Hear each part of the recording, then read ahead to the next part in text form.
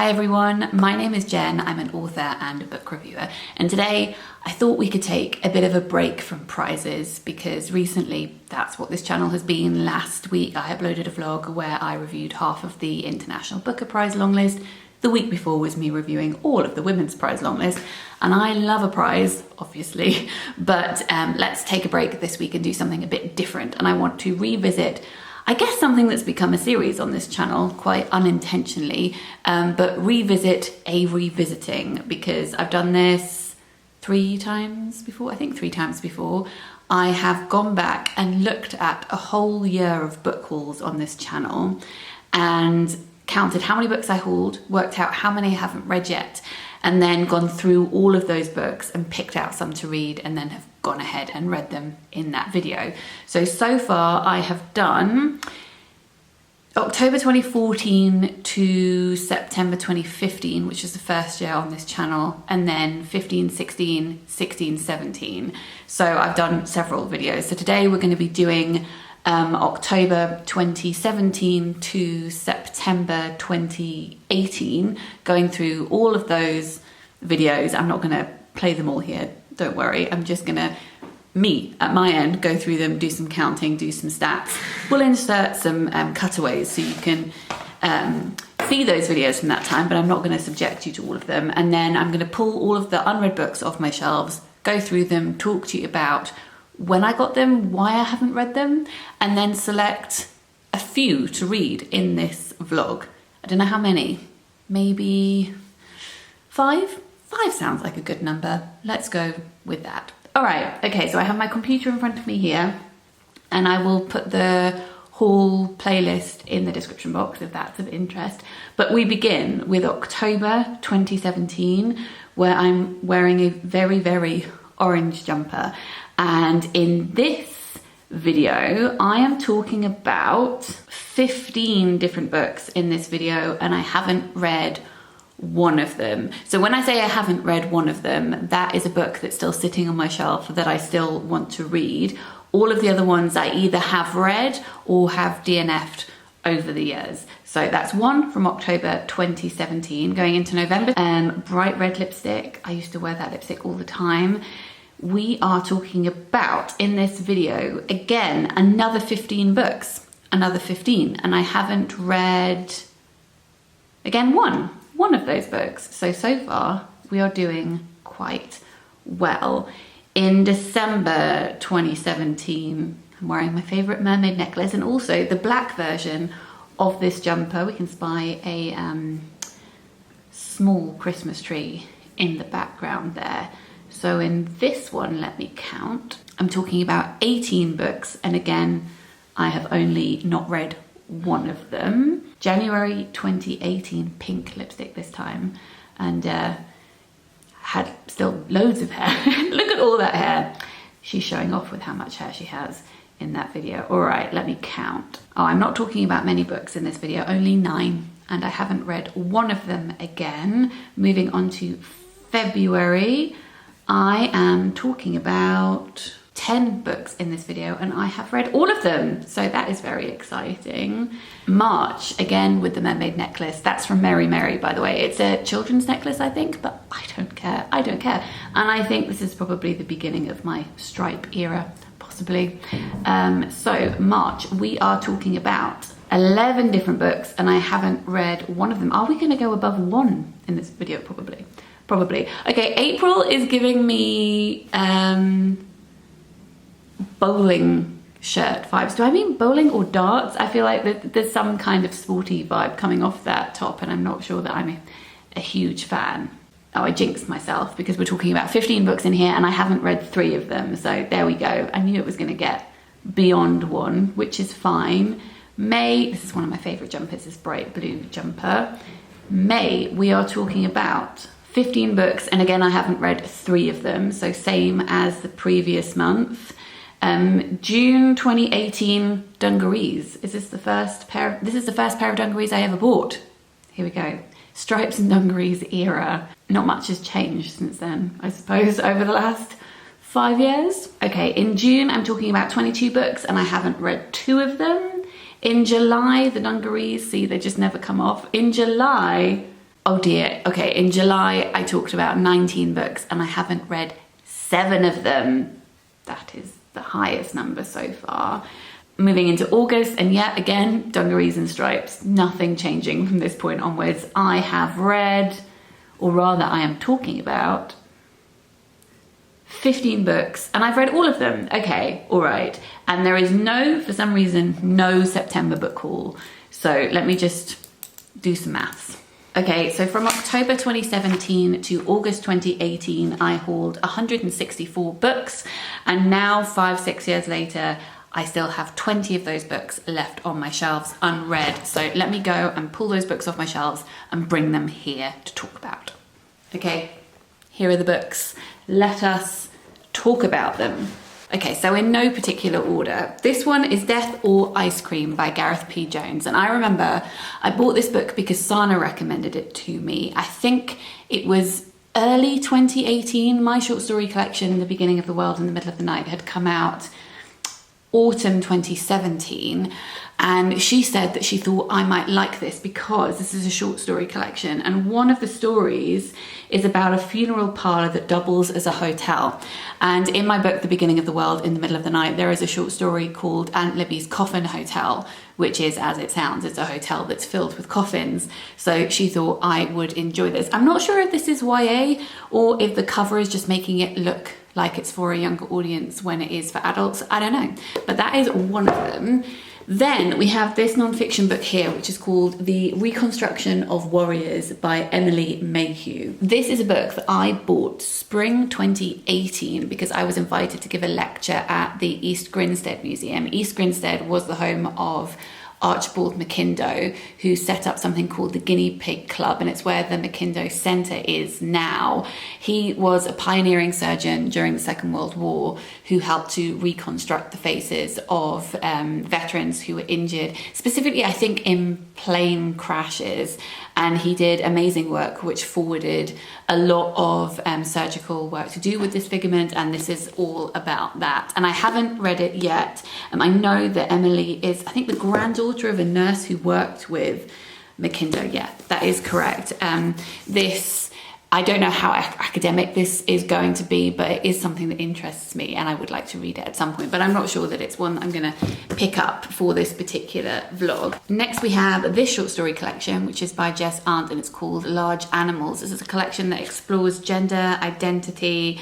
It doesn't give too much away in the blurb, but Maggie Nelson on the back says that it is wildly original, ecstatic, hilarious, psychedelic, and affecting, which is a big stamp of approval from her. Then we have this non-fiction book. This is Heartberries by Therese Marie Mailcott, and I think I was going to read this. I think I picked this out when I was doing a reading the shortest books on my TBR vlog, and I didn't get around to reading this. I think I picked maybe 10 and then ended up reading 5, so I may save this again for another reading the shortest books on my TBR video. But this is a powerful poetic memoir of a woman's coming of age on the Seabird Island Indian Reservation in the Pacific Northwest, and I've heard great things about it. Then we have another short story collection. This is it a short story collection? I think so. Yes, and it has quotes on the back from Arenisana Koje and Parachista Kapoor, which is very cool. So this is A Dream Between Two Rivers by K.L. Piera, and I think that lots of these short stories are inspired by folklore. Then, if we remember, there was that month where I hadn't read 7 books, which was shocking.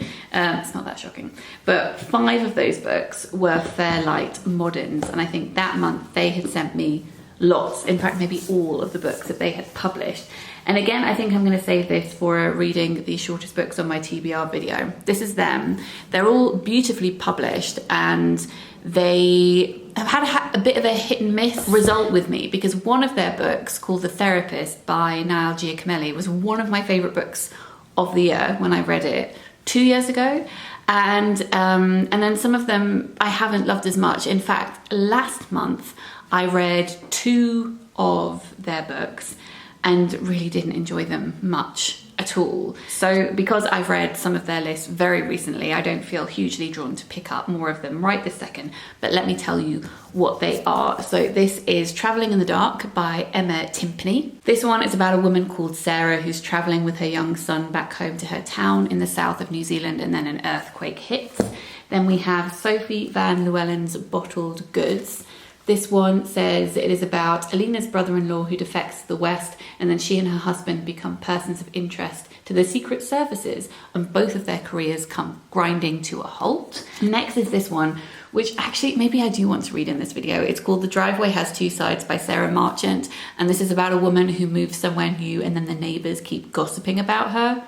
Maybe I do want to read that in this video. I might put that to one side for now. Next we have Inside the Bone Box by Anthony Ferner, and actually reading the back of this book, I'm not sure that it's something that I want to keep. It's about a neurosurgeon, Nicholas Anderton, who is morbidly obese, and this is ruining his marriage, and he's told he has to lose weight. Do we need another book that's like The Whale? I'm not sure that I want to keep that one, so I'm going to pass that one on to somebody else. There Are Things I Know by Karen Bigo Lightly. It says 8-year-old Pepper sees the world a little differently from most people. One day during a school field trip, he is kidnapped by a stranger and driven to rural Arkansas. The man who calls himself Uncle Dan claims that Pepper's mother has died, but Pepper isn't convinced. That sounds really good. Oh, I can't read all of them though. Okay, all right. Then we have a poetry collection. This is Lumberjack's Dove by Gennarose Nethercott, and I think that this is about disability and fairy tales, so I think I'm going to read that in this video. And then there were 2 Persephone books that I haven't read yet, and I don't think I'm going to read those here because I was thinking of doing a dedicated Persephone reading vlog. So we have Tory Heaven or The Thunder on the Right by Margarita Lasky. These books don't have blurbs on the inside, but from what I can remember and from going by the title, I think this is about right-wing politics. And I don't know when this was published. When was it first published? I'm guessing it was in the 50s. She is the author of the Victorian Chaise-Longue, which I have also read. And then the other one is Despised and Rejected by Rose Alatini. This was published in 1918, first of all, and then it was taken off the shelves, and I think the publisher was taken to court. This book was deemed morally unhealthy because it's about queer people. So I am very keen to read this one. I find it really funny that I'm still saying that about books that I bought 5 or 6 years ago, but it's good that I still feel that way, right? But I don't think I'm going to read them in this video. I'm going to do a dedicated Persephone reading vlog, and then another reading vlog that I've been meaning to do, yes, for the past 5 years, is a reading books in pairs video, so books that talk to each other. So I'm going to save these ones for that as well. So this is James Baldwin's The Fire Next Time, and then this is a response to that. Nearly hit myself with this book. A response to that which came out I guess in 2018. So this is The Fire This Time, A New Generation Speaks Back About Race, and it's edited by Jesmyn Ward. So yes, I want to read these 2 together in a separate vlog. Now, I am going to read this one in this video because this, every time I look at this, I think, why haven't I read it yet? So this is Frankenstein in Baghdad by Ahmed Saadawi, and it's translated from the Arabic by Jonathan Wright. It's obviously inspired by Frankenstein. I need to read it. I just need to read it. Then we have another short story collection. This is The Sea Beast Takes a Lover by Michael Andreessen. It says, a lovesick kraken slowly drags the object of its desire, a ship of sailors, into the sea, which sounds very good, but I think I'm going to read another short story collection in this vlog. I remember buying this in a reading vlog. I went to Daunt Books on a very hot day, and this book, which is called Ice, enticed me because I was so hot. So this is Ice by Anna Kavan, and it says, no one knows why the ice has come and no one can stop it. Every day it creeps further across the earth, covering the land in snow and freezing everything in its path. Through this bleached, devastated world, one man pursues his sylph-like, silver-haired girl he loves, and she keeps running away. So it's him following her. I'm going to save this for winter months. I think I say that every year, and then it gets into spring and I think, oh no, I'm going to have to save it for next year. And then finally we have this one, which I think was a gift from Mercedes. This is an essay collection called Beautiful Flesh, a body of essays. So that is all 20. Oh no, I lied, there is one more. There is Please Look After Mother by Kyung-sook Shin, and this is translated from the Korean by Chi-young Kim. I am going to read this in this video because every Women in Translation month, I think I must pick this one up, and then I haven't. Or at least I did one year, and I started reading it, and I didn't really get on with it, but it has been several years. I know this is one of Matthew Sharappa's favourite books, which is why I picked it up. This is his favourite author. So I'll give this one another chance in this video and decide once and for all whether I want to read all of it or part ways with it. Okay, so I think I'm going to read 6 books in this video. I am going to read Please Look After Mother. I am going to read The Driveway Has Two Sides, Death or Ice Cream, Large Animals, The Lumberjack's Dove, and then Frankenstein in Baghdad. So I'm going to read these over the course of this week, and I'm going to pop in and talk to you about them and insert some footage of some walks, possibly. Okay, all right, I'm going to go start reading, and I will check back in with you when I have things to say.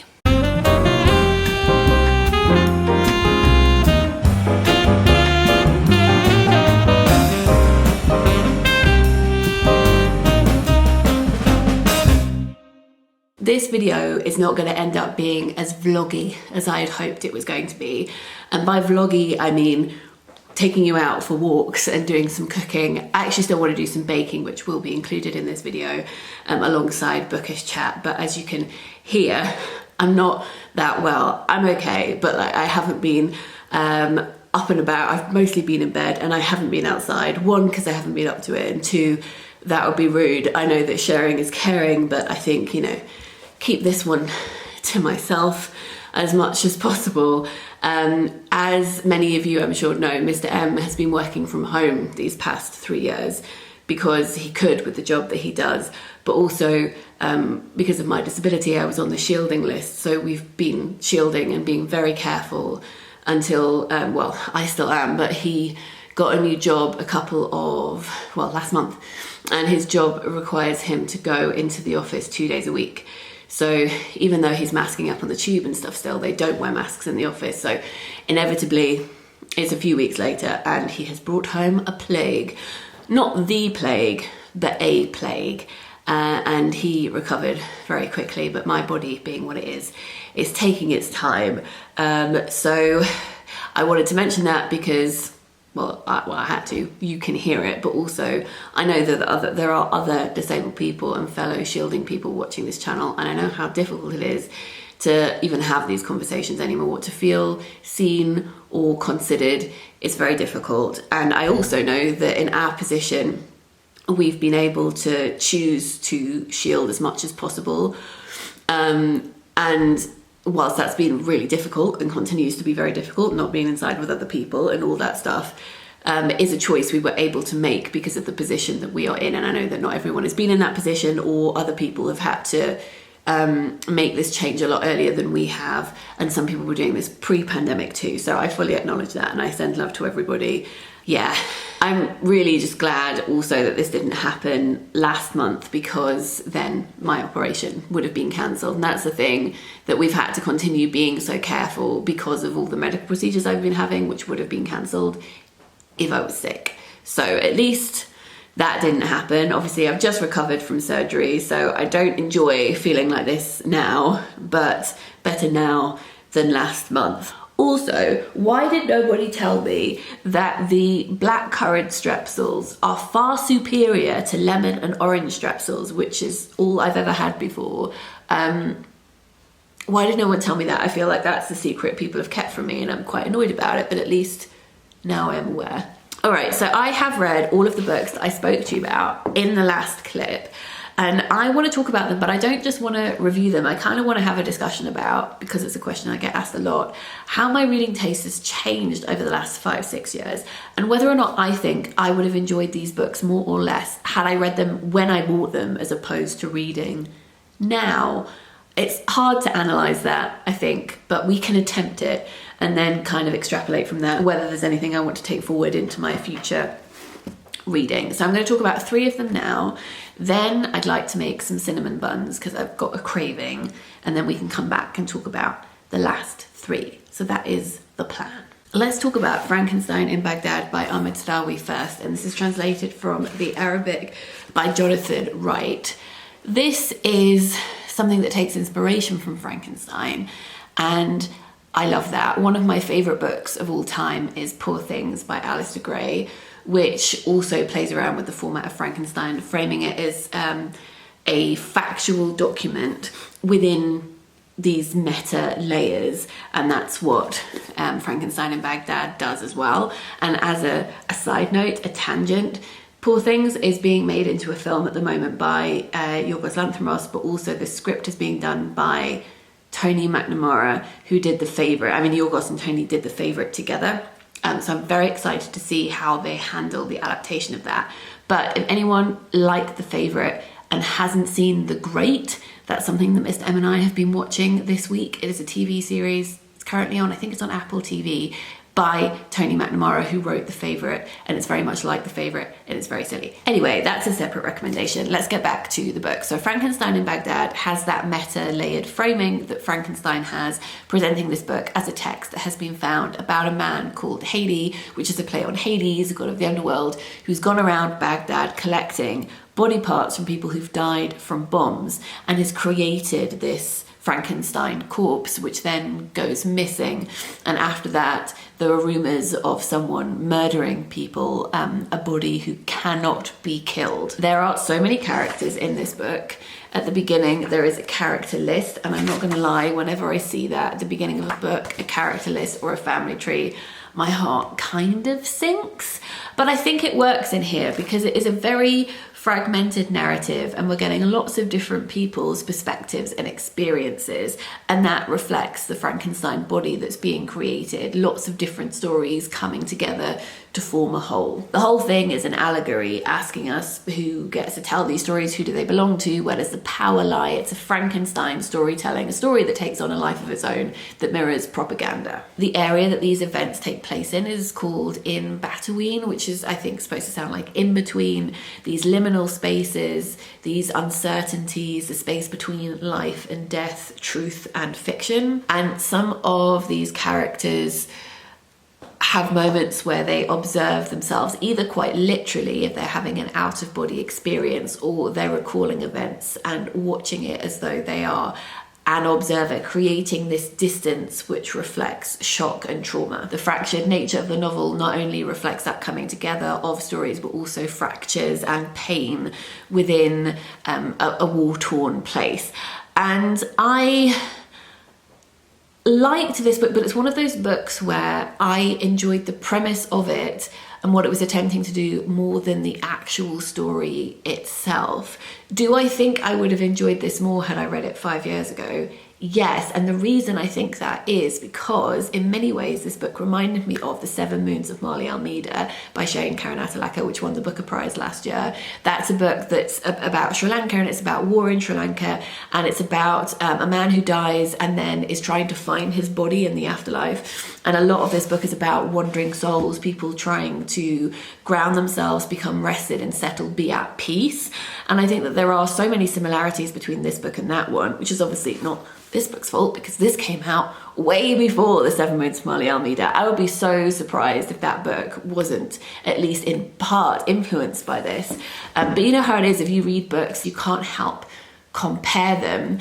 And some of the ideas explored in here were so similar to that I felt as though I had, well, I guess it just wasn't as fresh and new. And if I had read this one first, maybe I wouldn't like The Seven Moons of Marley Almeida as much as I did. That's just how these things happen. So I would definitely recommend this book. If you have read Marley Almeida and you loved it, then I would recommend reading this as a side-by-side comparison. Obviously, they're completely different and they're about different regions, but just thematically, I think there's so much discussion to be had between these two texts. They both have a similar sense of humour as well, and humour sounds like a strange word to use in this particular scenario, but that dark humour, yes. So I like this one, but it's not going to be a favourite of mine this year. I feel that's something I say a lot. I need to think of another way to say that. I liked it, but I didn't love it, and that's okay. There we go.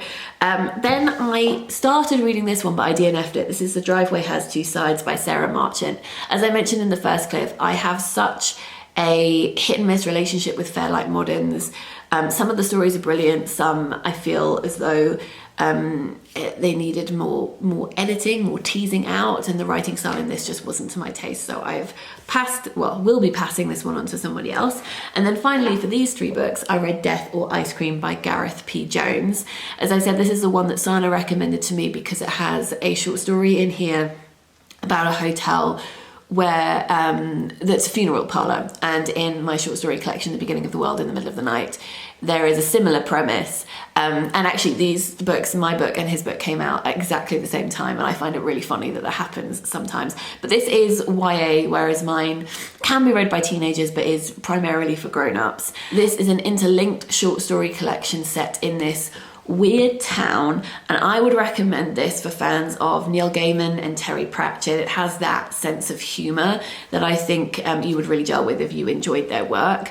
I liked reading this. I think I especially liked reading it this week when I wasn't feeling very well. I feel like it was intriguing and witty, but also light-hearted enough for me to fully enjoy it. Because obviously when we're reading a book, it's very much about the time and place that we're reading it, not just the other books that we have read before it and how that's informed our tastes and what we get from books, but also just if we're feeling up to it on that particular day. So this one was definitely a good one for a sick day. So maybe this is a good book to keep on your shelf for a sick day. You know, we save books for rainy days. Why not keep a book for a sick day? I think this would be great. Well, I know it's great for one of those, but maybe the title Death or Ice Cream is not particularly what you want to think about on a sick day, but I'm guessing this is inspired by, you know, Eddie Izzard's Cake or Death sketch. I think my favourite story in this collection was actually the first one, which is about a man who answers the door to a person who says he can give him an anecdote. And at first he mishears and thinks he's saying antidote. He's saying antidote to what? He's like, no, an anecdote. Let me tell you a story that you can tell at parties and people will like you. So he invites him into his living room, and the anecdote that it turns out he wants to tell him about his life is actually an anecdote about the man's life that he's forgotten, the person who owns the house. And it's about a time in his life when he was in hospital, but he wasn't actually sick and he'd forgotten about it. He was sent to a department that had advertised to the parents of non-disabled kids saying, hey, send us your non-disabled children so that we can extract some of their healthiness and experiment with it. And other things were going on in departments of the hospital with disabled kids or with people who were non-disabled who then became disabled because of these experiments. That isn't delved into in any depth. I do think that there is a little bit of clumsy discussion to do with freak shows and other stories that relates to this story, but on the whole I thought that it was a really interesting and ridiculous and slightly terrifying premise, especially relating to medical trauma, even though it was about a kid who was non-disabled and didn't have any ailments. It definitely taps into experience of disabled kids, and if you are someone with a lot of hospital experience, and I think that you will appreciate it from that point of view as well.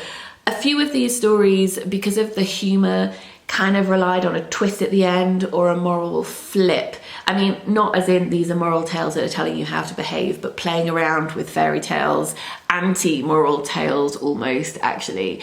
And that became a little bit predictable. It was like, dum-de-dum-de-dum, oh, something twisted at the end, and I thought that became a little bit too much of a pattern towards the end, but I still enjoyed it, and it is for teenagers, so I am not the intended audience.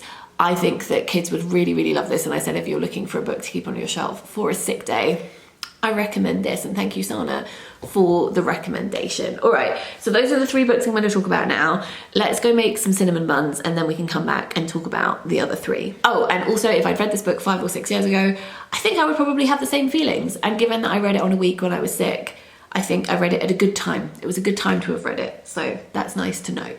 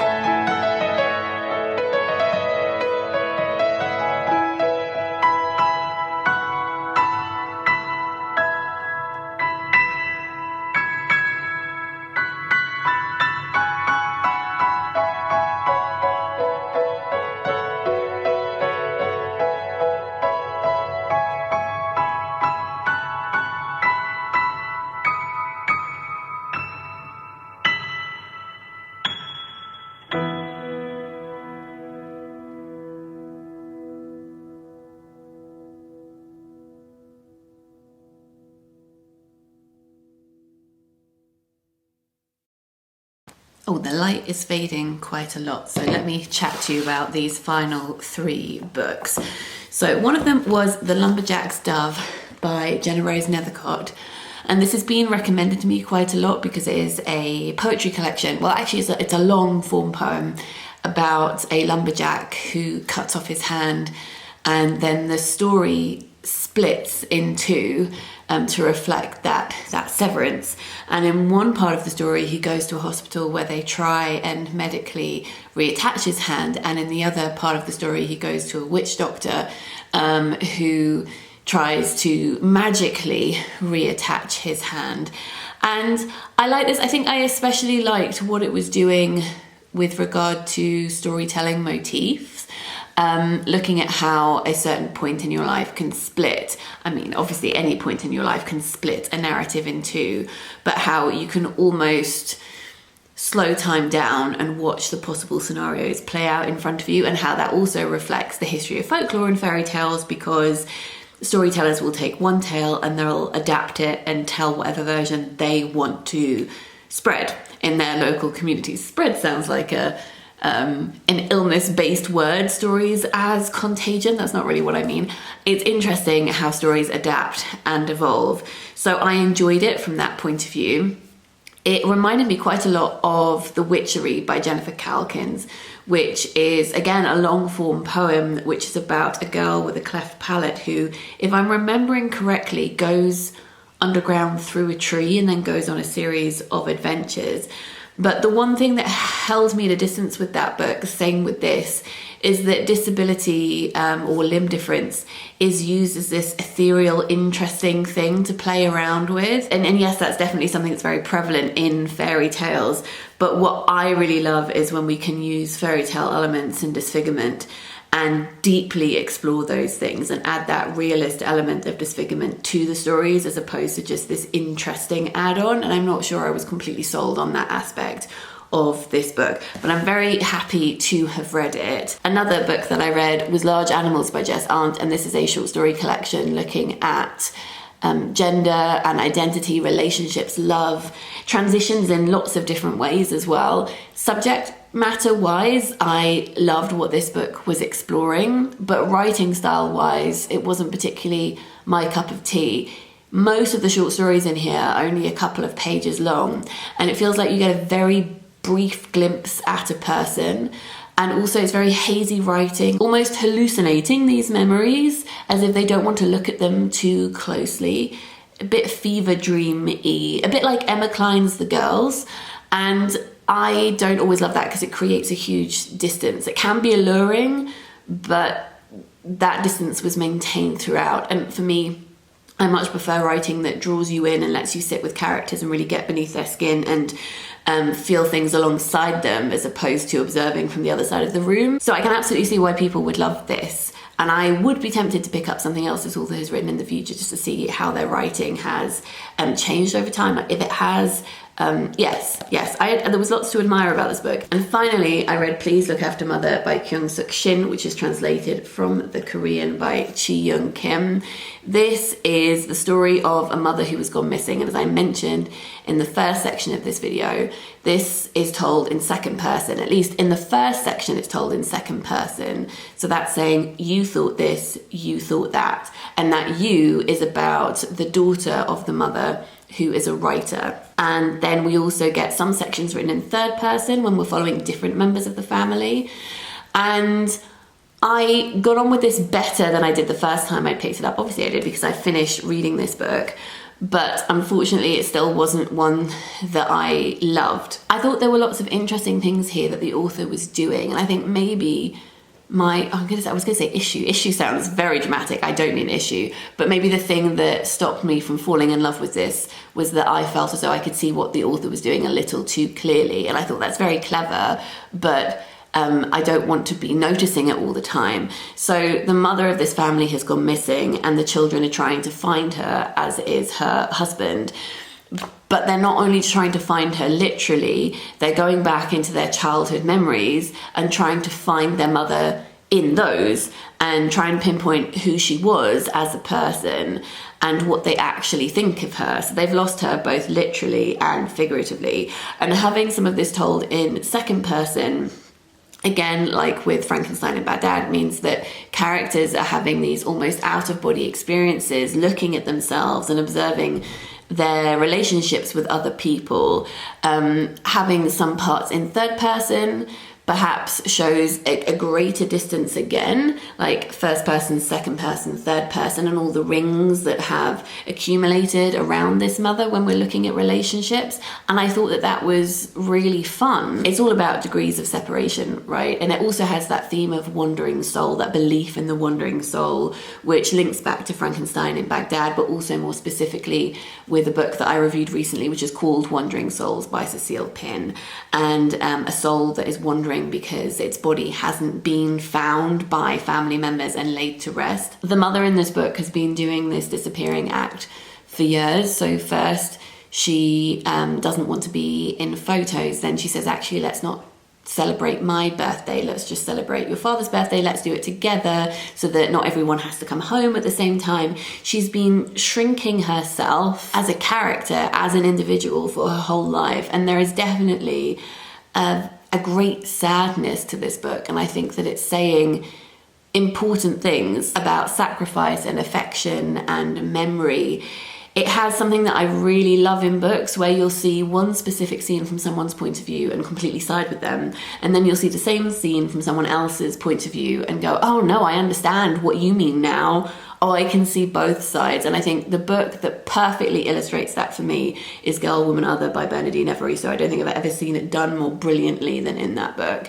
So I, again, liked a lot of things about this book. I thought some things were a little bit too obvious, and I thought it was trying to tug on my heartstrings a little bit too obviously, which meant that I couldn't, fall head over heels with it. But again, I can see why so many people enjoy it. Who would I recommend this to? I think I would recommend this for fans of The Housekeeper and the Professor by Yoko Ogawa, because I have similar criticisms about both, but equally can see why they are adored. So if you like that book, then maybe check this one out. I think that I would have had similar feelings about all of these books if I'd read them when I had got them. Actually, maybe I'm enjoying this one more because I literally didn't get through it the first time I picked it up. Again, it's all about the time and place that we choose to read these books.